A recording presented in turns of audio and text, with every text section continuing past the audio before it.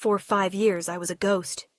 For 5 years I hid the Wolf King's heirs in the rot of a border village, their violet-ringed eyes buried under rags, their royal cries smothered by my shaking hands. 5 years surviving in bone-deep poverty, my heart armored against the memory of a man whose touch still moved through my skin like liquid fire every time I closed my eyes. But today, the wind turned. Snow fell in thick, suffocating sheets when the horn sounded. 3 blasts, the signal every mother in this forgotten frontier village feared. The royal army. "Mama!" Leas's voice was a thin thread of terror wrapping itself around my lungs. "Why are people screaming?" I pressed my hand over his mouth. Too hard. I knew it was too hard. And I looked into those eyes. Those damned, traitorous, heart-breakingly beautiful eyes, so gold as melted sunlight, with that ring of deep violet that only one bloodline in the world carried. His father's bloodline. The Wolf King's bloodline. "Be still," I whispered. My voice cracked like thin ice. "You must be silent, my loves. Silent, or we all die." Mila clutched my ragged skirt, her small fingers digging into the fabric like she could hold back the evil stampeding through our village. She was the cleverer of the two. She asked no questions. She simply watched me with the terrible wisdom children develop when they learn too early that the world is a place made of knives. Outside, splintering wood, screams cutting through the frozen air, the clash of steel, the heavy, rhythmic thunder of hundreds of boots on frozen ground. An army didn't march through a village. It consumed it. My hands shook so violently I could barely grip the threadbare blanket I dragged over the tiny floor hatch. The hiding place I'd built from stolen boards and desperate prayers, barely large enough for 2 4-year-olds to curl up like wounded animals. "No," Leas whimpered, his golden eyes filling with tears that couldn't be allowed to fall. "Mama, no, I don't want—" My whisper was a whip crack. I hated myself for it. "You protect your sister. You are strong. You are brave. You are—" My voice broke completely. "You are a king's son." I shoved them into the darkness. Mila's eyes, as gold as her brother's, as lost as my heart, were the last thing I saw before I closed the hatch and dragged the threadbare rug over it. My knees gave out. I crouched on the cold floor with my palms pressed flat against the boards, as though my love alone could make them invisible. The door to my hut didn't open. It was destroyed. Wood exploded inward. Splinters rained like tiny daggers. I screamed, threw my arms over my head, as cold flooded in like a living, hungry thing. "Out! Everyone out! Assembly in the village square. Anyone who hides, dies." Chapter 2. The Inspection. I didn't see him first. I felt him. The air thickened, grew heavier, charged with a power that made every omega instinct in my body shriek. My knees wanted to buckle. My neck wanted to bare itself. This wasn't choice. It was biology. Brutal and absolute. I bit the inside of my cheek until I tasted blood. The pain kept me upright. The crowd didn't part because anyone commanded it. They simply retreated, the way people pull back from an open flame. And through the gap came King Cain's Stormblood. I had seen him 5 years ago. Or rather, I had felt him in the darkness of his chambers when the mating heat had devoured us both like a hungry animal. But that was in the dark, in the anonymous blur of the fever, where an Omega servant girl could become something more than her station for one stolen night. Now I saw him in hard, merciless daylight. He was enormous. Not merely tall. That word was too small. He was a walking monument of muscle and power, dressed in black furs and leather that emphasized rather than concealed. His hair was black as scorched earth, falling to his broad shoulders, braided in places with bone and metal charms. His face was hewn from stone, hard jaw, high cheekbones, a nose broken and poorly healed, which only made him look more savage. But it was the eyes that stole my breath. Gold, with that ring of deep violet. Exactly like Leas. Exactly like Mila. He moved down the line of villagers, slow, methodical, every step the quiet grace of a predator so certain of its dominance it doesn't need to hurry. His gaze scanned each face, searching. 2 people away. 1. He stopped.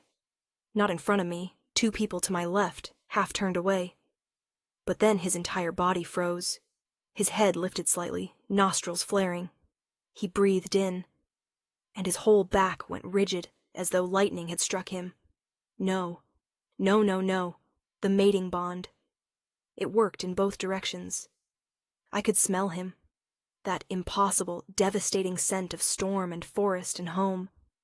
But he could smell me too. 5 years had changed nothing. The bond still burned under my skin like a wound that never healed. He turned. Slowly. Every second, its own eternity. His golden eyes swept the line, scanned each face, and then... they found me. The world imploded. There was no other word for it. The air became glass and shattered into 1,000 shards. My heart did something brutal in my chest, one single beat so hard I thought it would burst. His eyes widened, just a fraction, then narrowed to burning slits. Recognition. You. The word was a growl from the deepest, darkest cave of his being. You. He stepped toward me and the earth seemed to shake under his weight. The people between us stumbled aside, leaving us alone inside a circle of fear, and held breath. I couldn't breathe, couldn't think. My body wanted to run to him. The Omega Bond screamed to throw itself into his arms, to submit, to claim. But my mind screamed louder. The twins. He'll find the twins. You have to stop him. You have to die before he finds them. My king, I whispered. My voice was a fragile thing. 5 years. His voice was raw, broken, like a man who had spent years screaming.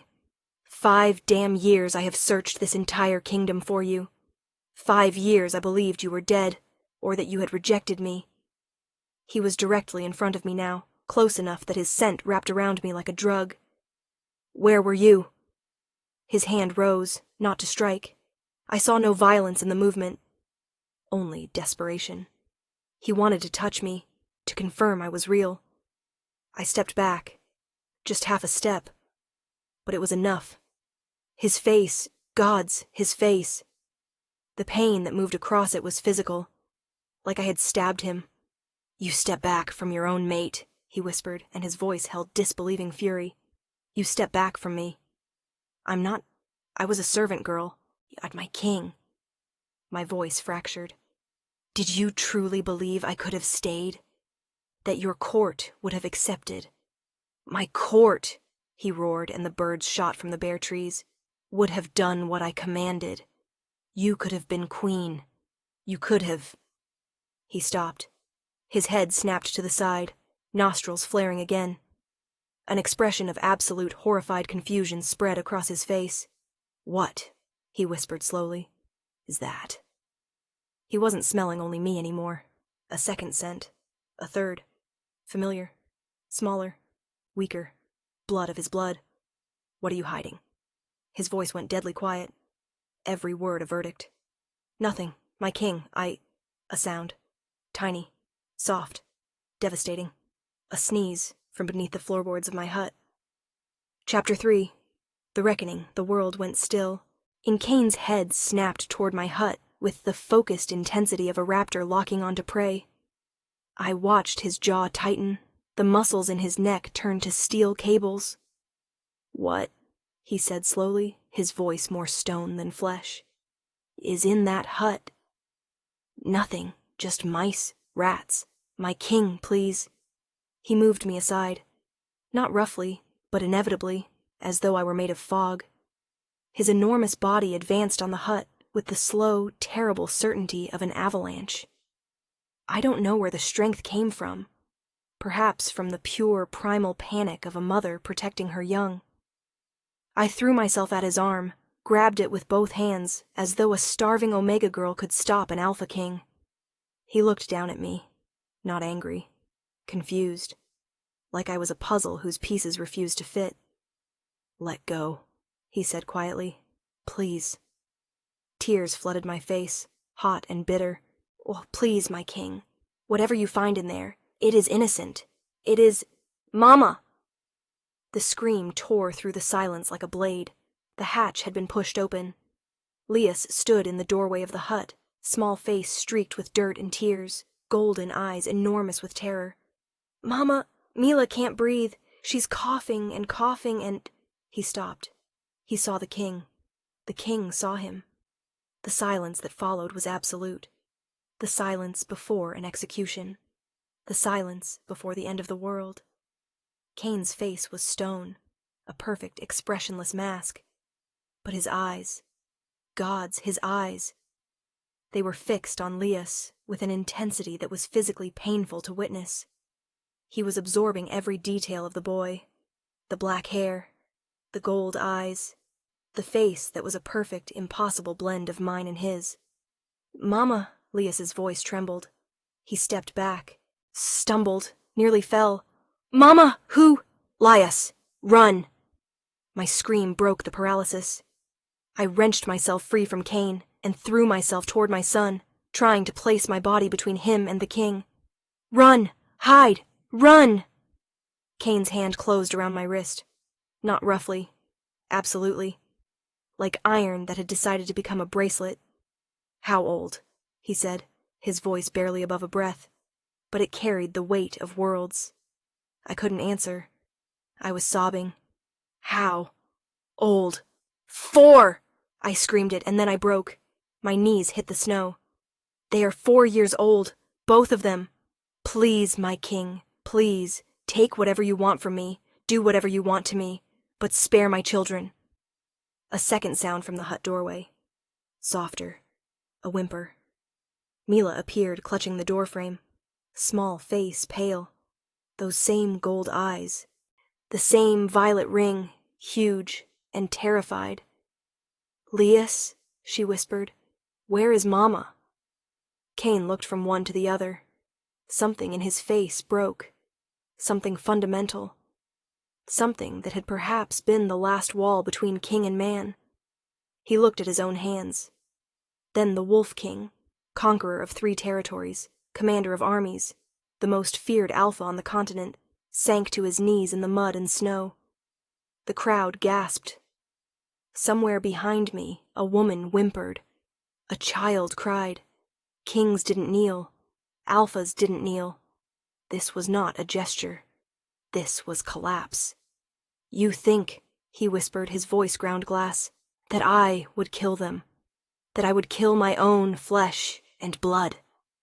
He moved on his knees, toward the twins, not toward me. Slowly, carefully, the way you approach terrified animals. He stopped several feet away, both hands flat against the frozen ground. Then he did the thing that destroyed me. He breathed in, deep and slow, closed his eyes. His entire face softened. And for one moment I saw the man beneath the king, the lonely wolf beneath the crown. "They're sent," he breathed, reverent. "They smell of you, and of me." His voice broke on the last word. "Gods, they're mine." His eyes opened. They were wet. An Alpha King did not cry. But this was no longer a king. This was a man whose heart had been ripped out and handed back to him, broken, but still beating, after 5 years. "How long?" he said quietly, his gaze drilling into mine. "Did you know you were pregnant before you ran?"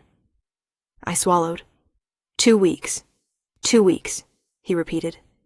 "And you didn't come back." I couldn't. My voice was desperate. I was a servant girl, my king. "Do you truly believe your council would have accepted a low-rank Omega as the mother of your heirs? They would have seen me as a threat, as a stain on the bloodline. They would have taken the children, and cast me out, or... Silence. The roar shook the earth. The twins startled and I flinched, but Kane's eyes were closed, his jaw tight. When he opened them, he was crying openly. Tears moving down his hard, scarred face.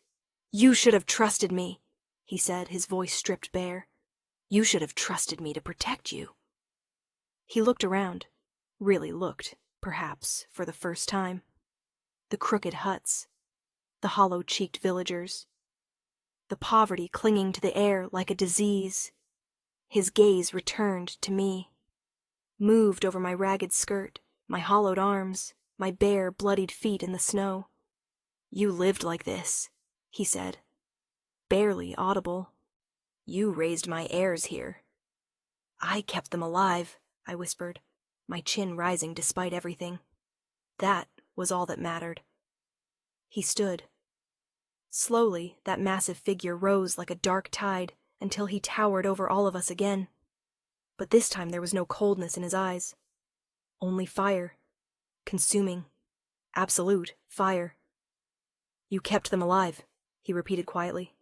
"You gave them everything. Your food, your warmth, your life." He stepped closer, and I didn't step back. Couldn't. His scent wrapped around me, and the bond between us ignited like metal touched to flame. While I searched palaces, believing my mate was dead. While I woke every night reaching for a scent I couldn't forget. His hand rose. This time he touched me.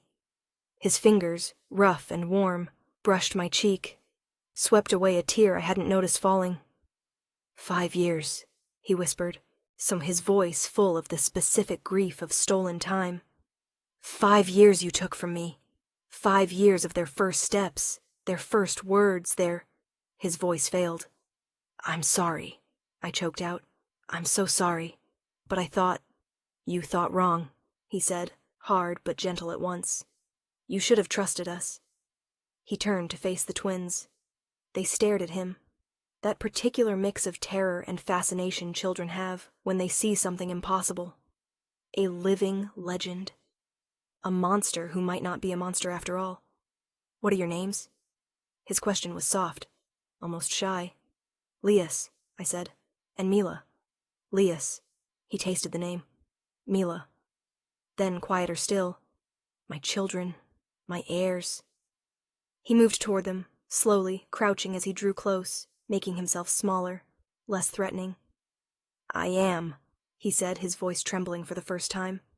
"Your father." Lias blinked. "Our father is dead," he said, with the brutal honesty of a child. "Mama said he was dead." A sound of pure pain left Kane's throat. "No, little wolf. I'm very much alive.